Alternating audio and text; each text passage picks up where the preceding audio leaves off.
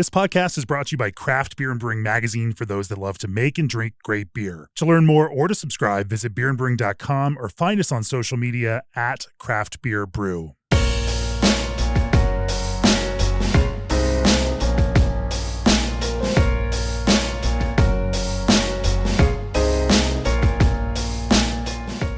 It's episode 301 of the Craft Beer and Brewing Podcast. I'm Jamie Bogner, and we are in Žatec, Czech Republic. Did I say it correctly?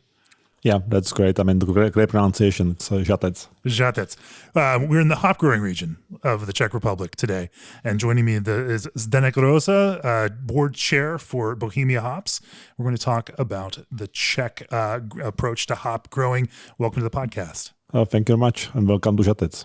Well, I appreciate the invitation. We're going to enjoy this conversation and get into all of the inside-out details of Czech hops. Before we do that, G&D Chillers, the brewing industry's premier choice for glycol chilling, are proud of the cool partnerships they've built over the past 30 years. G&D Chillers has set the standard on quality, service, and reliability with 24/7 service and support. Want to maximize efficiency in your chiller? G&D's micro-channel condensers are designed for less power draw. Their lighter weight, more compact design uses up to 70% less refrigerant, which means a lower GWP and lower operating costs. Reach out for a quote today at gdchillers.com or call to discuss your next project. Also, this episode is sponsored by BSG, proud partner of global hop breeder and merchant Hopsteiner. As one of the world's largest independently family-owned hop merchants, Hopsteiner has been connecting brewers with the choicest hops and hop products available since 1845. Explore Hopsteiner's unique and exciting hop varieties like Bravo, Calypso, Lemon Drop, Lotus, and Sultana, and more at bsgcraftbrewing.com/hops. And as your brewery making its own ciders, seltzers, and other beverages beyond beer, if you need a central source for fruit flavor, Old Orchard has you covered. Old Orchard supplies flavored craft juice concentrate blends to beverage brands for the production of beer, cider, seltzer, wine, spirits, kombucha, and more. Flavor your lineup and streamline your sourcing by heading to oldorchard.com/brewer. Why don't we start, Zdeněk, by talking about Bohemia hops and your experience in this business. Where does it start for you? Well, it starts from the growers because we are actually owned by growers. The Czech hop growers are members of our company. So we represent all Czech growers. So it starts all Czech growers. All Czech growers. So yeah. it's so all starts with the growers families, and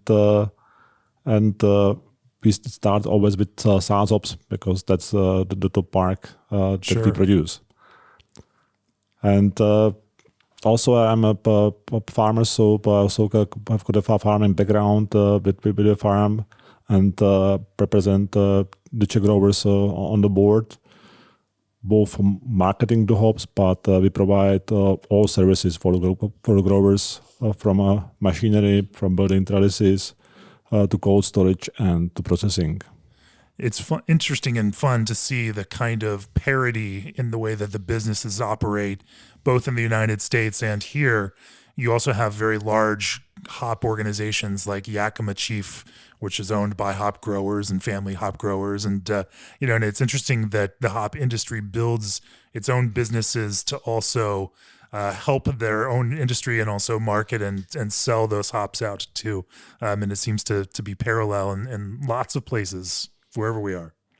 And I think that what's great here, and it's maybe similar to other countries, that the growers have got in their hands also the research, the breeding, and also the marketing with the hop. So that's all connected. Sure.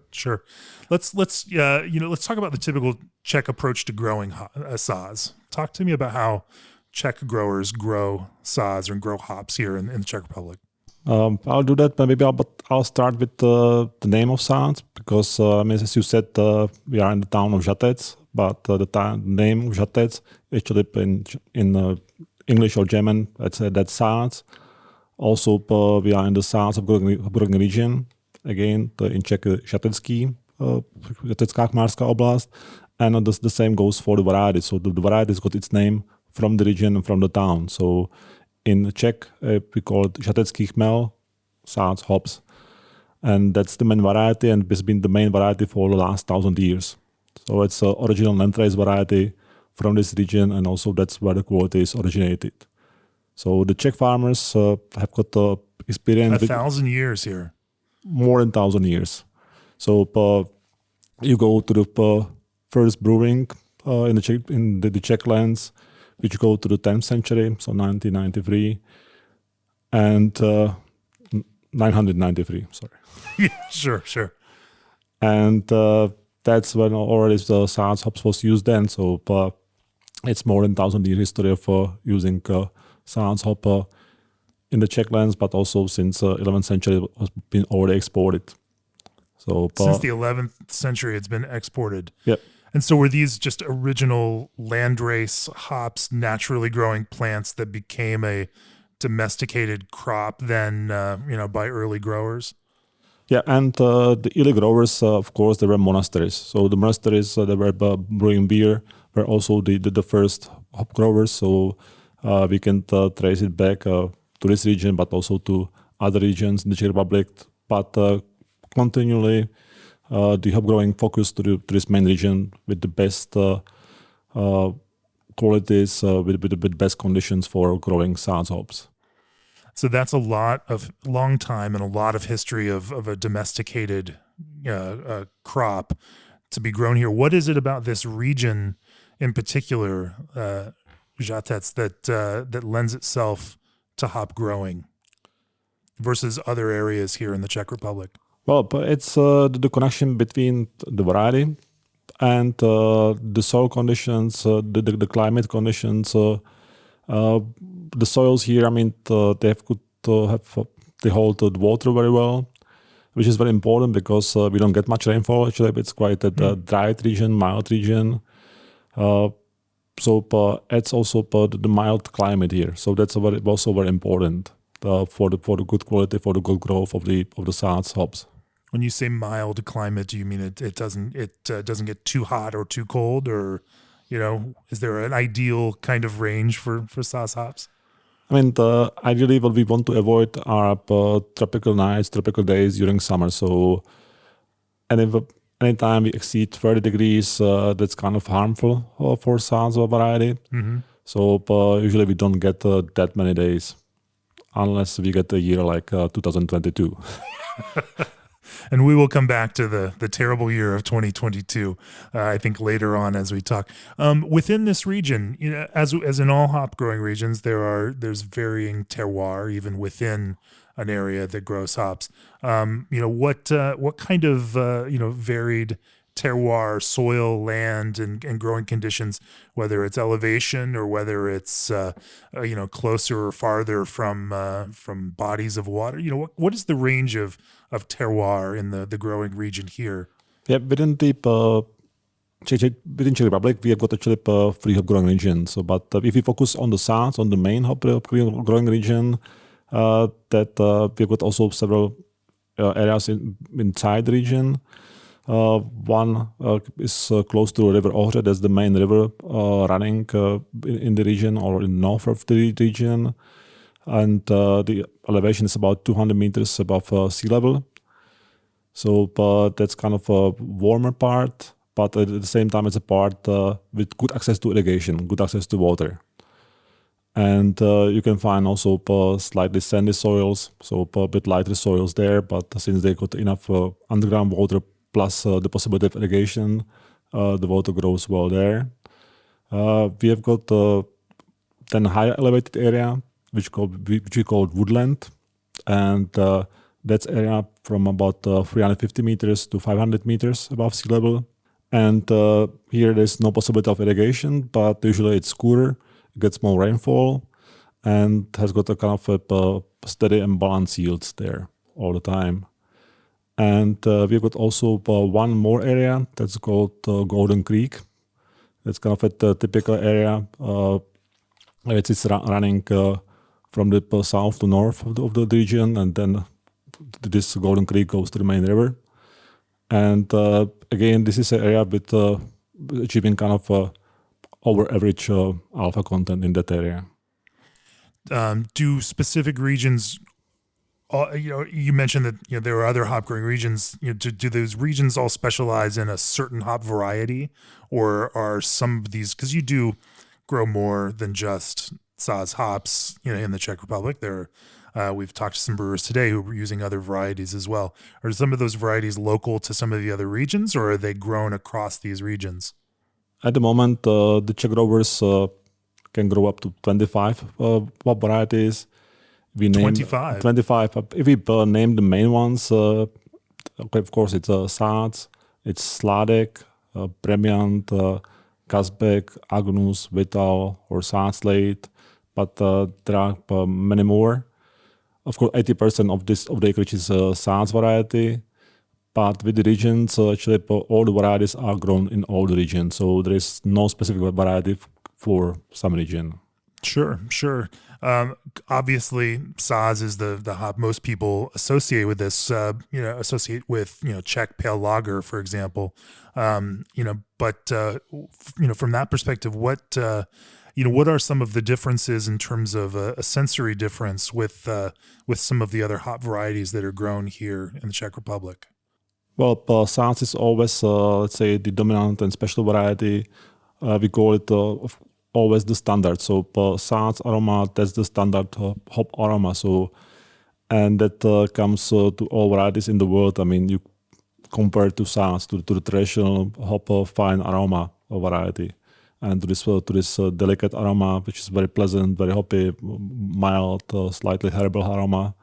So, of course, there is always this association and always this close connection between Saaz hops and Pilsner. So, I mean, that's a kind of a precondition of brewing good Pilsner. That's using the Saaz variety. Sure. Although, as we were today at Unititsa, Saaz is the core of that pale lager for them. But, they layer in a couple of other Agnus and Žatec in order to, add some other character to it.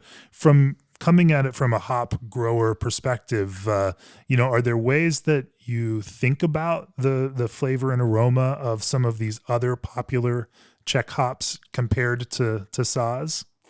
If I'm explaining it to an American brewer thinking about these Czech hops and also, the way that they express, how would you describe how the aromas? Since you already mentioned that the Czech brewers are using more varieties, that's exactly right, because usually the Czech brewers are using several Czech varieties, adding them at different times during the brewing. So, like you mentioned, Agnus, that's a bitter variety, usually added right at the beginning of the brewing.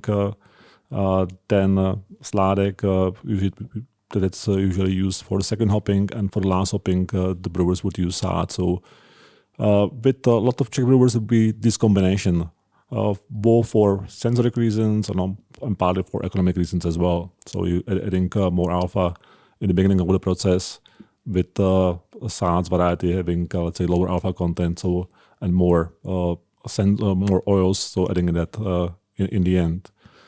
For farmers, this is also very important that they can have a portfolio of the varieties, and that's also from the agronomical point of view. So because for Saaz, the picking window is let's say 2 weeks. So if you want to spread the harvest, you need more varieties. So for optimum for a grower would be, let's say, having Saaz, then some Premiant, some Agnus, some Žatec, and possibly then Saaz Late or Agnus or Kazbek in the end. So they can spread the harvest into 4 weeks. That makes sense. It makes sense. I want to talk a little bit more about this. First, AccuBrew now monitors specific gravity to ensure consistent results and detect problems before they ruin a batch. The AccuBrew system is designed to give you unprecedented insight into the fermentation process, monitor gravity, fermentation activity, clarity, and temperature, schedule reminders, and receive alerts anywhere, anytime. AccuBrew's CIP-ready device is designed to stay out of your way. They know your time and space is precious, and they take up as little of both as possible. No more samples, no cleaning, and no calibration. Set it and forget it. To learn more about AccuBrew, head on over to accubrew.io. Also, ProBrew has been a dedicated and trusted partner to breweries, especially when they make the leap to canning their product. That's why they only sell rotary can fillers, which significantly reduce product waste and produce higher quality product than an inline can filler. Need proof? Visit ProBrew at booth 433, as well as their party at Yazoo Brewing at this year's Craft Brewers Conference in Nashville. To RSVP to their event or schedule time with them at the show, visit them at probrew.com/CBC or email contact us at probrew.com. ProBrew, brew your beer. And Indie Hops breeds new hop varieties to help brewers captivate beer lovers. Indie's unique varieties, Strata, Lorien, Luminosa, and Meridian, are trusted by brewers worldwide to modernize, brighten, and diversify their beer lineup. Indie also offers classics that thrive in Oregon terroir, such as Chinook, Crystal, and Sterling, thoughtfully crafted and selected hops to meet your brewing needs. Visit indiehops.com/podcast and stop by their booth 2131 at CBC to discover what's new in hop flavors. Indie Hops, life is short. Let's make it flavorful. Can we talk about sensory a little bit, and that how you all think about the, in addition to the alpha and that kind of contribution from those hops, how does, say, something like Slavic vary in aroma from Saaz?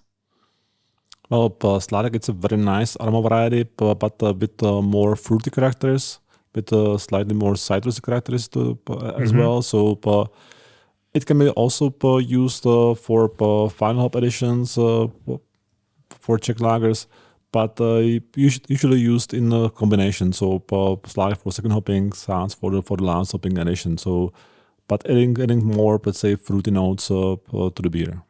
Most Czech brewers are not looking to create a very distinct and prominent hop character. They're looking for a nuanced hop character with layers where it it accomplishes all of those in a subtle way. Are there and so you're right, it's not like it's not like Citra pushing. When we say citrus, it's a subtle mellow character in there. Are there any other distinct varieties that that for you carry a very specific, noticeable, and interesting aromatic character? If we talk about, let's say, more flavor varieties, that for us the number one Czech and number one European variety for flavor is Kazbek. That's very great variety that can be used both in the lagers, but also for the dry hopping in IPAs or ales, with a very distinct citrusy character. So cascade-like character, let's say.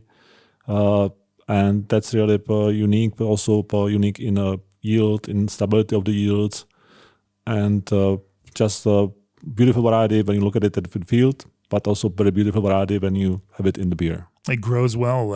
What does stability and growth mean for you from an agricultural perspective for that?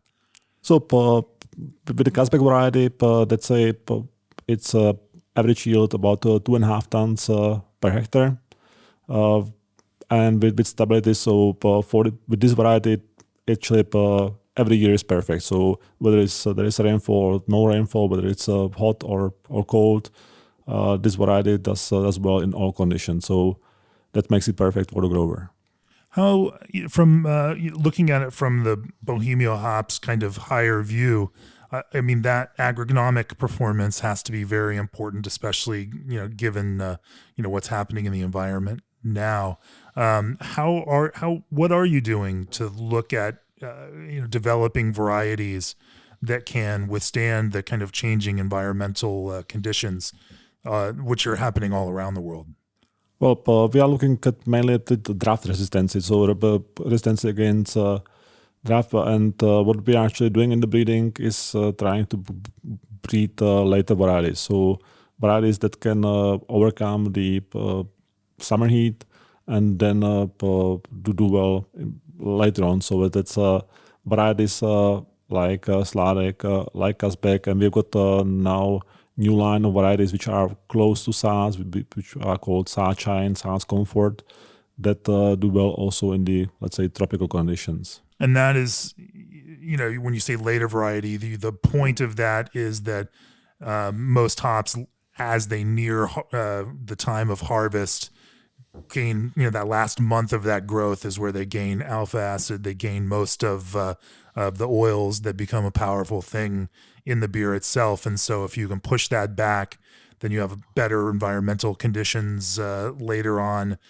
where they can develop in a better way. We then take it even earlier from flowering and cone formation. So the danger for Saaz is that being an ale variety, it starts also for flowering quite early, so late June, beginning of July. And if the tropical temperatures come at that time, they can actually the flowers can dry down, and then you've got less yield, less cones. So the later varieties actually started the flower formation much later, and then cone formation also let's say late August. And this overcomes the main heat, and then they have got time to develop also the oils and the alpha as well. Is there a back end to your season where they have to, where the weather conditions will then turn bad, where you need to harvest before that weather starts changing at the end of the season? Well, I will start that usually we start picking at August 20th, so that's with Saaz, and we finish Saaz, let's say, first week of September, and then go with the other varieties. Usually the harvest finishes, let's say, second half of September. In 2021, when we had the record yield year, then some farms were actually harvesting until the beginning of October, and it still was fine. So it's still the conditions can be good for harvest even early October, but usually that's not the case because usually we finish picking so by September 20th. Sure. Well, 2022 was a particularly bad year, not just here in the Czech Republic, but in many places that grow hops. And, of course, I think with climate change, we're starting to see more of these years here and there throughout the agronomic world. Some reports had the Czech harvest off by 40 or 50%. Talk to me about dealing with the agricultural challenge of the changing weather patterns here and what that has meant for Czech hops over the past harvest. With the Saaz, I mean, the yields are variable, so we have got up and downs every year. So, but in the let's say long term, if you look at the long term curve and trend, then actually the Saaz yields are increasing. So we moved from the average one ton per hectare, as we were used to 20 or 30 years ago, to 1.2, 1.3 tons the last 10 years. So actually, on average, the average yield is moving up, and we are actually achieving better results. What drives that increase? It's I would say good care of the growers for the hops. It's quicker replanting, so using younger plants and replanting quicker than we used to do that. Sure. So, and what's the average? How often are those replanted here? Well, usually we say that, let's say, we usually plant 5% every year, so it's about every 20 years replanted. But it's now more common to do it, let's say, after 15 years. So, let's say the good performance of the hops is between the second and 15th year. Of course, if the location is good, you can go it up to 40 years. But now the farmers are starting to do the turns quicker than they used to.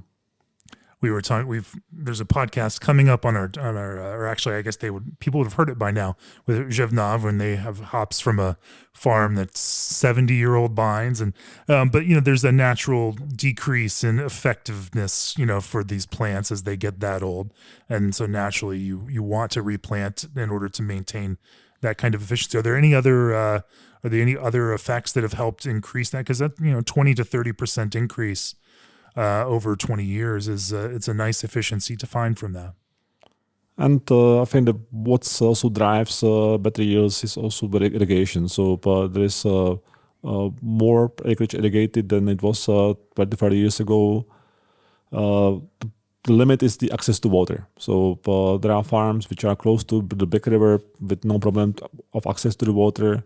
But the farms in the hills with limited access, that's a bit of a problem. So, but still, we see irrigation and replanting as the key factors for the yield increase. Well, we're going to keep talking about this in a second, but first, are you ready to start canning your craft beverages? Twin Monkeys Beverage Systems is here to help. This troop of engineers, service techs, and microbrew fanatics offers customizable packaging solutions for every craft. Their canning lines are affordable, made in the USA, and engineered to grow alongside the needs of your business. Visit twinmonkeys.net today and learn just how easy it is to get your craft into cans. Also, bread is wild, it's unpredictable, gives funky notes to beer, evolves in time. Historically, it's used with no control, but Fermentis has harnessed it. Discover Soft Brew BR8, the first dry Brett by Fermentis, now available in 100 grams and 5 grams. Are you coming to CBC in Nashville Monday, May 8th from 2 to 4:30 p.m. during CBC hours? Fermentis has teamed up with the Brussels Beer Challenge to congratulate all American winners of last year's BBC. After the ceremony, they'll transition to a casual Soft Brew BR8 Barnyard Bash. Try some beers brewed with Soft Brew BR8 and mingle with their experts to ask them all of your questions. See you there. And ABS Commercial has been a full-service brewery outfitter for over 10 years. They're proud to offer brew houses, tanks, keg washers, and small parts to brewers across the country, as well as equipment for distilling, cider making, wine making, and more. Contact them today at sales@abs-commercial.com to discuss your customized brewery needs. Going to the Craft Brewers Conference in Nashville, stop by their booth to connect with their brewery consultants and enter for a chance to win a Keg Viking keg washer. ABS Commercial, we are brewers. Let's pick up where we left off, talking about the way that the farms operate. We're here in March, late March. Things are getting started here. The season is getting started, and the rhythm of the growing year is just kicking into gear. What do those operations look like on a seasonal basis? So the operations really start now. So we are in the the last week of March, and the farmer starts with the pruning. That's the first operations when we need to cut the plants. And those first growths come out, but those are not the vines that you want to grow. So you trim those off, and so the good ones pop through. It's about the regulation of the growth, regulation about the vegetation period. It's also about the rootstocks that you don't want the rootstocks to be in the whole row, so you want to keep it in one place. And the main thing is also you look at the age of the plant, and with the younger plant you cut them deeper. With the older plant you cut them later, and also just a shallow pruning. So that's quite a complicated thing. Also about the decisions, about the timing, about the depth of the pruning. And now you start with the late varieties, like with Sladek we start now. And that's with the let's say old Sladek varieties. Then we go with the old Saaz, and towards the end of April we finish with the young plants of Saaz and young plants of Sladek. So the operation takes about a month, and in between that you already start the next operations, which are wiring. So hanging the wire. So we use wire here. That's different from the US. That's right. We use coir or coconut, typically for hop stringing in the United States. Exactly. So here the typical thing is using metal wire 1 millimeter. Why? Well, there are several reasons for that. So for us, it works best economically. Also, the growers are used to work with that, and it's also about how you harvest the hops. Because in the US, typically you cut the hops at the top, and then it falls to the wagon. But here it's pulled down. So here the tractors are pulling a wagon, and they are pulling down the vines on the wagon. So it's not by cut hand and not or machine harvest. No, it's done by machinery. Oh, okay. But it's pulled down by machinery. So the wire or there's a string, it must break. Yeah. So that's you need it to break in a very specific place at the top, not breaking in the middle, exactly, and then leaving half of the plant on the Exactly. So that's why we use the metal wire for that, and you need about 6,000 sticks of wire per hectare. And then the operations are followed by training. That's the most vital part. That's the first half of May, and you put actually 2 vines per wire. You need to put it clockwise. That's very important. Yeah, sure.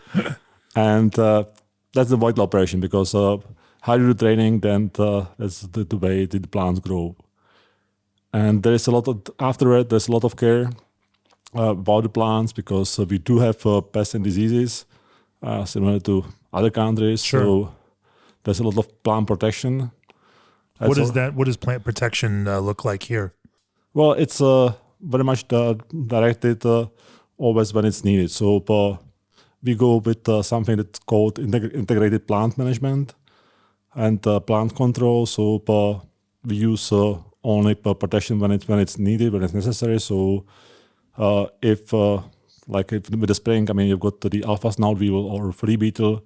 So if we find a certain number of flea beetle there, then we start with the plant protection. The same then goes with downy mildew. We've got some models developed for downy mildew index. So when there is a big pressure, that's concerned with the rainfall, humidity, temperature. So when the pressure is there, then we start protecting against downy mildew. And again, similar it goes for spider mites or aphids. We follow the flights of hop aphids or again the number of spider mites per leaf. And when it's necessary to protect, we start with the protection. The default, of course, understanding that hops are a food product and you want to use as little intervention, as little as you can in order to, create the best possible thing, and only adjusting, and you use natural, products to combat these things, while making sure that you're still going to produce something that is suitable for human consumption and safe for everybody to put into beer. And also the number of the plant protection products for hops is very limited. There is very defined usage. So sure. how much volume you can use, when you can use it, also how many times in the season you can use this product. So it's regulated here. It's regulated very much, and we have to also follow all the limits for the whole world. So we export to 70 countries in the world, so we have to follow the limits that are in the US, are Japan, China, Korea. Sure. So that makes it very strict. And then what we do, we make analysis after hop season, so after harvest is finished. So but at the same time, we follow it throughout the season. So every spray that's monitored, every spray is recorded. So and the farmers are doing a great job there. Sure. Let's keep walking through the hop season for you. So you go through the summer, the tropical times, as you say, through that warm period. How does that hot, warm weather in the summertime affect the growing process? Well, the biggest actually concern is our tropical temperatures. So the tropical temperatures above 30 degrees, and also tropical nights. So because when the plant doesn't have any rest, then that's the trouble. So the plants always need some rest. So it is an interesting thing about hops that they grow in response to nighttime, not necessarily daytime, and it's the length of the nights and the changing of that nighttime that seems to bring on the next phase of each of their growths. And actually, but that's also very important during the growth. Like you can see it in even May and June. So when the night temperatures are already warmer, then suddenly the plant can do 20 to 30 centimeters between the day and night. So and the very important thing is the night temperatures in this regard. So on the contrary, then if the night temperatures are then too high, so that's over 20 degrees during the night in summer, then the plant doesn't rest. The plant keeps growing, keeps doing something, and that was actually what happened also in 2022, that we got some tropical temperatures already in June, which was exceptional, and then hot spell also in July with both tropical nights and tropical days. Yeah. Let's keep walking through the season of operation for you. Where does it progress to next? Well, what's important, and then in May after you do the training, it's something that we call hilling up. So you put more soil to the plant, so it can develop more roots. It develops kind of the shallow roots, the very small roots, and these are very important for the nutrition of the plant. So you do this operation twice in May and June, and then you go on with the cultivation. And for us, it's also usually it's like you do second time training or third time training. Because with the Saaz hops, the thing is that it makes big rounds, so around the wire. So sometimes when it's windy, then the top of the plant falls off of the wire, so you need to put it back. So this is something that the grower does several times until the end of June or July, just repairing the training.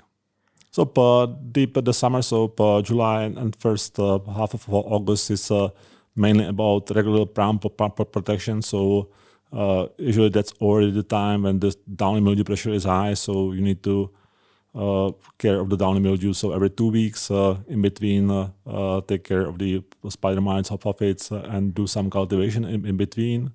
It's also the time when you use the irrigation most, because that's the time when the flowers develop to cones. So that's when the plant needs the water most.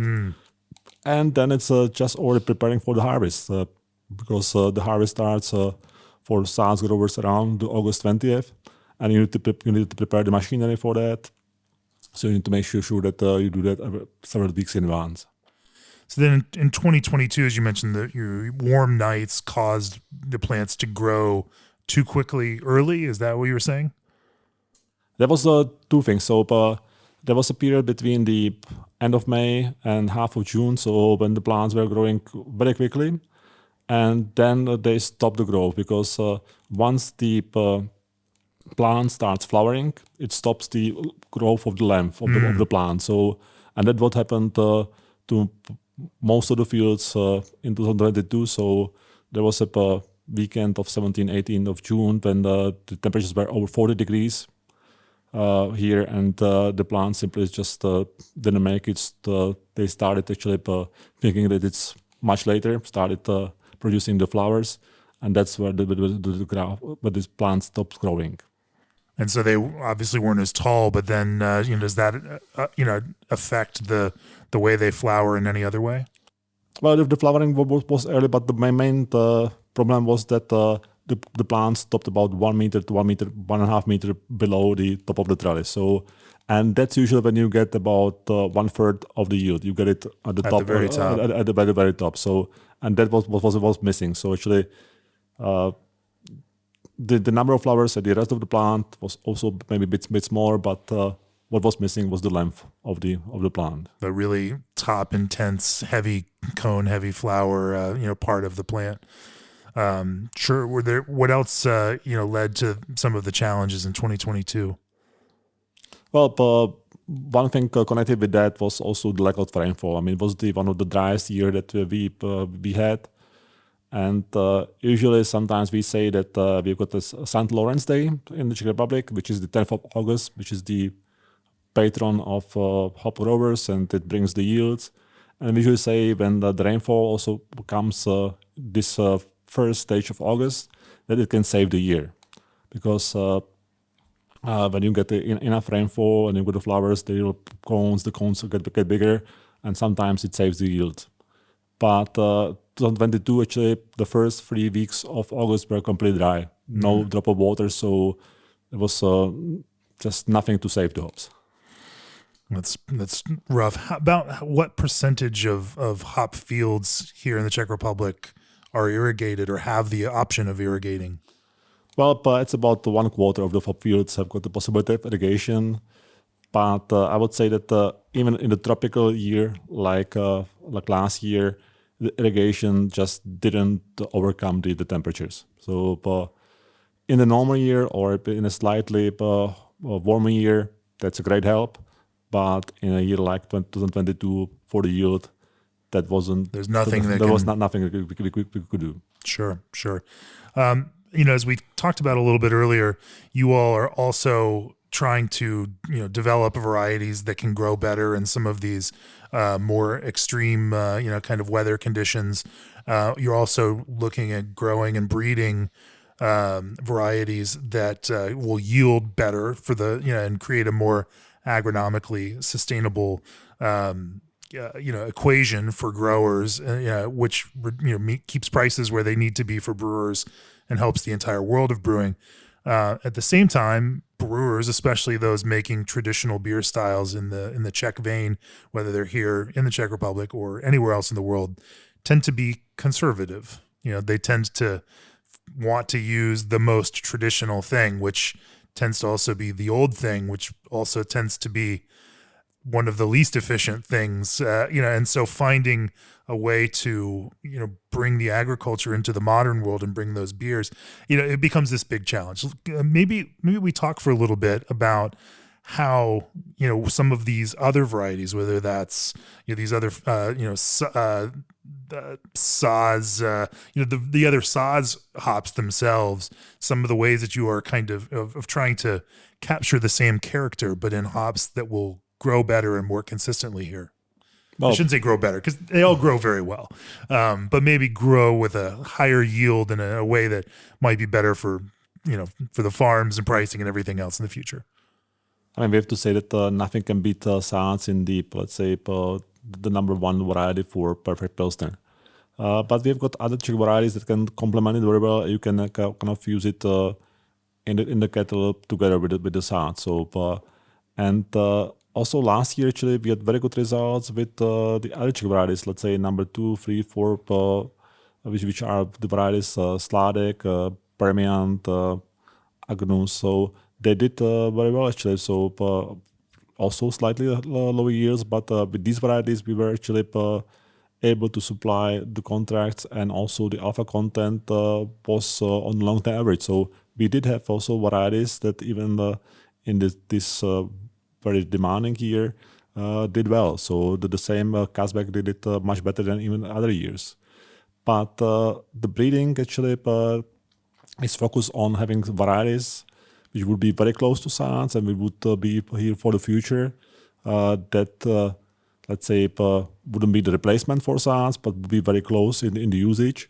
And this would be this new line of Saaz Shine or Saaz Comfort. And already last year, Saaz Shine variety did very well in all the trials in this very dry year. It performed very well with stable yield and good alpha level. So this is something that the growers should be thinking for the future. We still recommend Saaz as number 1, but as having another Czech variety, a good aroma variety for lagers and pilsners, then Saaz Shine will be here.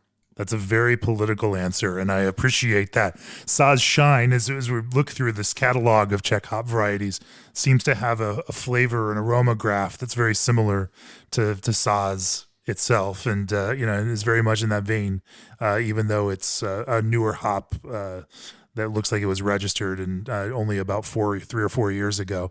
Are there varieties that you are seeing rapidly growing interest in? What hop varieties grown here in the Czech Republic are growing the fastest? The fastest growing variety in the last 15 years, and we see an increase every year, it's Sládek variety. That's the aroma variety that's growing the most, and now the production is almost 1,000 tons of this variety, and the demand keeps growing. So we see this variety as also favorite variety by the growers because it's over 2 tons per hectare yield, stable yields, stable alpha content. So, and farmers kind of love growing that hops. Sure. Next week, you've got a group of brewers coming in for workshops here at Bohemia Hops to learn more about those hops, and also potentially learn how to better understand and use them. For brewers, obviously listening to this podcast, who can't be there for that, what are some of the big takeaways that are there some broader things that brewers should know about using Czech hops, and what would help them brew better beer using hops from the Czech Republic? Yeah, this is already 25 years that we've been doing this even for Czech brewers, and so there will be more than 100 Czech brewers coming next week. And I think that the main thing that for Czech brewers as well, but also for international brewers, is that the Czech hops shouldn't be associated just with pilsners or lagers. Of course, Saaz, that's the number 1 hops for pilsners. But we've got a number of other varieties that can be used very well for other styles. Like one of the topics for the next week, it's called IPA. And we've got actually many brews used with Czech hop varieties for the cold IPA. And I think for this style, the Czech varieties work very well. Czech varieties and IPA. You're not the first person. We've actually had a great conversation about that with Lucas at the Dva Kohoti, who is even in his pale ale, is using Saaz as a base and then dry hopping with Citra and Mosaic after that. So, certainly it can be done. And it is a strange thing how popular American pale ale is here in the Czech Republic. I did not expect coming here to see as many iterations on as many beer menus, but it's everywhere. It's everywhere. I mean, and if you talk about IPAs, also the Czech brewers are using a number of international varieties, of course, many US varieties. But now I was talking more about, let's say, the new style, the cold IPA. IPA. So, which kind of mixed style between the lager brewing and the ale brewing. And I think that for this style, actually, the Czech hops is perfect. Are there some specific Czech hops that you see brewers using more often in some of these cold IPAs, or that they should be using in cold IPA? Yeah, what we see for these styles of beer, that's the Kazbek variety. That's a very, very great, good variety for making the pronounced impact on the beer. But you can, I think, work with all the varieties. Yeah. So I had a discussion with Charlie Papazian, and he was saying that you can use Saaz for everything. He's probably not wrong. No. What does the future hold for Bohemia hops, for the world of Czech hop growing, and what are some of your biggest hopes, and what are some of your biggest concerns over the next 5 and 10 years? Well, actually, the biggest concern that we have, and that's already for this year and for the upcoming season, is the cost situation. So, because within the last year, the energy cost, the fertilizer cost, the cost of the wages, cost of material, including wire, everything went up in many cases several times. So that was the biggest concern of the growers. So how to manage the situation. So we hope that this kind of calms down and that the costs will come to, let's say, normal level. But it was the biggest concern, because at the same time, what we've seen in the past 10 years, that the growers were investing heavily, adding new machinery. So the growers are willing to continue. They want to do it quality job, great job with the hops. So to supply always the best conditions. But what we see here today for last year and also for the upcoming season is this cost situation that kind of driving the growers a bit mad. It is an interesting one to see, because especially here in the Czech Republic, there's a consumer price pressure on pale lager in particular, where past a certain price, they're going to go find it cheaper somewhere else. And, and so while they might spend more on other styles of beer, they have a price expectation on that pale lager that it needs to be at a certain place. And so the ability, for brewers to charge more, which they could then pay more, to growers, like it's hard for you to raise your prices because you're going to get pushback from those brewers that need to hit a consumer price point. It seems like everyone has to figure out how to make this work so that the hop growers can make what they make, versus America, where if you want to use Citra, you're going to pay a significant amount per pound of more than some of these older varieties, and but consumers, because they are willing to spend more on those beers, the brewers can make the margin they need to make and sell it at a price that consumers are willing to pay, and the hop growers can benefit from that. Figuring out that equation becomes a hard one, in particular here where we use so much of these.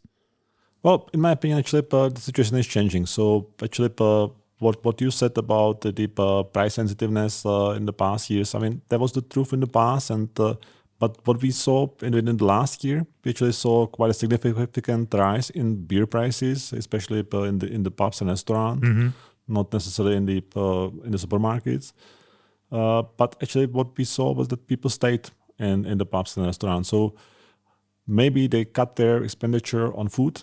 That's probably a problem for some of the outlets, that that the people no longer come for that the food. They're buying the beer. They're not buying food with it. But they are staying for the beer. So, and you can see it also on the data on the numbers that actually within the last year actually the Czech beer production is actually up again by several percent. So, and that the people return to the pub. So after the COVID, after restrictions, so we see there again a slight return of people to the pub. So despite the fact that actually there was a big price hike, so I would no longer say that like paying in a small village like 50 crowns per beer, which wouldn't be imaginable 2 years ago, but it's standard now. So people are paying 20%, 30% more, and they are still going. So because they're not happy about it, but they're still going. Yeah. No, I mean because beer and pubs that belongs to the Czech culture, because that's something that people can imagine their life about. So they want to discuss something, they go to pub, and they cannot not do without it. So you're right. That is the culture. You don't just buy beer. I mean, some do buy beer to drink at home, but most of that beer is consumed on premise, as we would call it in the United States, like at a drinking establishment with neighbors and friends, and it happens many times a week for a lot of folks here. And I would say also that something that was quite surprised that a few years ago that the Czechs, they do like the varieties, so it's not no longer just about having their lagers or pilsners. They like to try also other styles, other beers. Of course, they return back to lager after having 1 or 2 IPAs. But again, this is something to attract the customers to the pubs. I mean, that's how the craft brewers work actually. So they've got big portfolio to get the people in. But once they are in, I mean, then they keep drinking. Sure. What excites you most about the near term and longer term future? Well, actually, that's the thing about both about the new styles and how we can actually have already now Czech varieties that are suitable for all the styles. And at the same time, I like actually the tradition, the conservativeness, so that what seems to be the truth that the pilsners, the lagers, they are here to stay, because that's something that it's about the drinkability. That's connected with the Saaz hops, pilsners or Czech lagers. That equals drinkability. So you go there because you want to drink another beer. It's a nice drink. You want to cleanse the first, and we want to enjoy it. So, and that's something that I think that will last, and that's also why people want to stay in the hop business. It's also why we're here having conversations with Czech hop growers, Czech brewers, because there's a growing interest in this, all around the world, and particularly in the United States, as brewers in the United States get a greater sense and a greater connection with these Czech brewing traditions and the beautiful beers that it makes. And I think that's a great place to bring this to a close. G&D Chillers has set the standard on quality, service, and reliability with 24/7 service and support. Hopsteiner's varieties like Bravo, Calypso, Lemon Drop, Lotus, and Sultana are available through BSG. Try Old Orchard's flavored craft juice concentrate blends in your next craft beverage. Join the AccuBrew community and experience 24/7 peace of mind. ProBrew's rotary can fillers reduce waste and produce higher quality packaged beer. Indie Hops breeds new hop varieties to help brewers captivate beer lovers. Twin Monkeys offers customizable packaging solutions for every craft. Discover Soft Brew BR8, the first dry Brett by Fermentus, and ABS Commercial is your full-service brewery outfitter. Of course, if you've enjoyed this podcast, go to beerandbrewing.com, click on that subscribe button, show us that you care and that this content matters to you. Zdeněk, if people want to learn more about Bohemia hops and about Czech hops in general, are there resources available out there in the digital world that they can learn more from? Or where do they find more out about Bohemia hops? I mean, the best thing is to meet us, for example, at the Craft Brewers Conference in Nashville. So, or other places. We got also the Brewing Lightchecks 2 event that we will do in Nashville. But on the media, there's a webpage, bohemiahop.cz. We are also quite active on Instagram, as Bohemia Hop, on Facebook, on LinkedIn. So you can find also many videos about the Czech production on YouTube on Bohemia Hop. So, and I would like to say that in Czech, cheers is na zdraví. So enjoy the Czech beer or the beer brewed with Saaz hop. Na zdraví. Thank you so much for joining me. Cheers. Thank you very much for being here.